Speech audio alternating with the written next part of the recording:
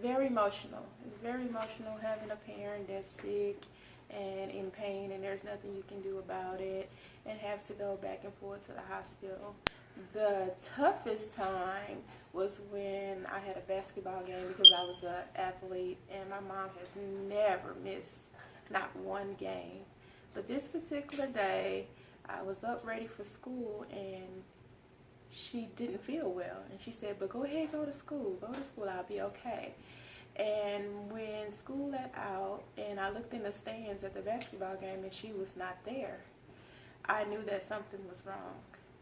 And so I became very emotional that day and I was just out of control because it was the unknown of what's going on with my mom and is she still with us?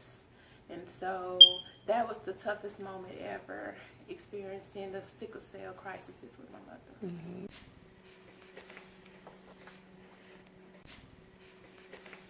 Well, as she has gotten older, of course, it has gotten worse for her. More hospital stays, more blood transfusions. Really, she has to get up and take her different medications. And then she normally goes about her day as long as she's feeling pretty well. However, when she's not feeling well and she's very weak or she's in a crisis, then she lays in the bed because she really can't move. And so she has to take pain medication until it stabilizes her enough to actually get out of the bed and move around and go about her day. Mm-hmm.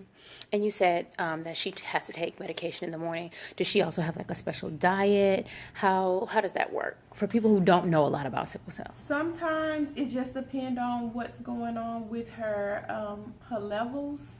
That she does have to eat or not eat certain things, like potassium is one of the things that definitely has to be regulated with her. But she pretty much is a stubborn one, so she likes to eat what she wants to eat and just take the effects of what's going to happen and make her way through the pain.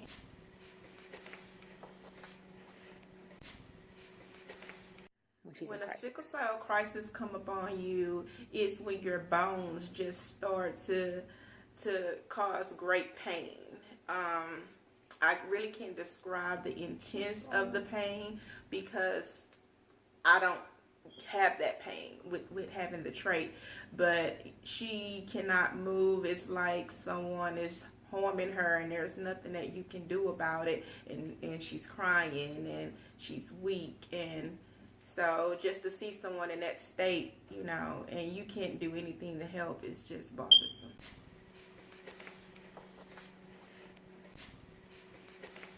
The trait means that I am a carrier of sickle cell. However, I do not have the disease, but I don't have any symptoms. However, when I was pregnant with Hailey, during the pregnancy, I did begin to experience pain inside of my bones, and my doctor could only contribute it toward the sickle cell trait.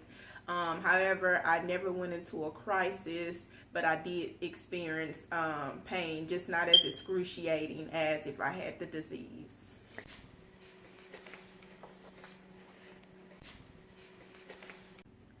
I tested Hailey when she was born, and because her dad does not have the traits or the disease, she's clean.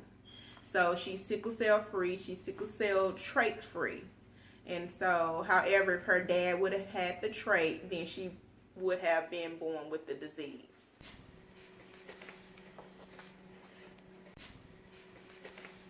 Because it's like a long process of getting blood, because not a lot of people donate blood.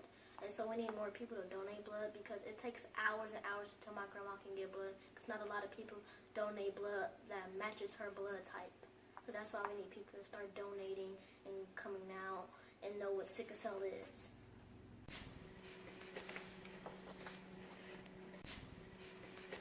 You're 12 years old. Most 12-year-olds aren't thinking about this kind of stuff. So how did the idea come to you, and how did you bring it to your mom? Because I already had my own business called Hailey Kisses, And I feel like I see other people doing nonprofits that are older than me, and I'm like, maybe I want to start a nonprofit with my own other business.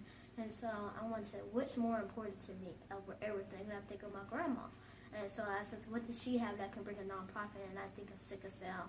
And I'm like, no one knows really what sickle cell is. When I first knew my grandma had it, I didn't even know what it was. She had to teach me and talk to me about it. So I just want to, like, other kids doesn't know what it is. And so when they grow up, they can know to be aware of themselves. Because you go to the hospital, like, they get blood once out of every 3 months, and it's like cost a lot of money, and it's like too much work. Like, you can't go to work and stuff, and so your parents have to be frustrated and going back and forth. So I just want to teach people about that. Well, when Hailey came to me and told me that she wanted to establish this nonprofit, our goal was to make awareness to the community as far as how this impacts the African American community, because it is African American disease more so. And so what we want to do is we want to bring awareness so people understand that this disease is out there. You know, we want to bring knowledge. We want to educate them. We also want to bring assistance to those that are financially impacted by this disease, because hospital stays mean you can't go to work. So therefore, with this organization, we want to touch on all of those things, as well as we want to also show that we have a 63-year-old sickle cell warrior with us, you know, but that wasn't supposed to live past the age of 10, and she's still here, she's still surviving. So we want to bring hope to those that are suffering or have family members that are suffering from this disease, that you will and can live past the age that they told you. Mm-hmm. God's grace and mercy, prayers. That is the only thing that has brought her this far. That's the only thing that brought me, you know, into the world, because she was told to abort me. I wouldn't make a decision, your life or your unborn child life. She said, I can't make a decision because God doesn't make any mistakes. And so therefore, through a lot of prayer, through God's grace and mercy, I'm here, she's still here, and we're both living this life the best we can.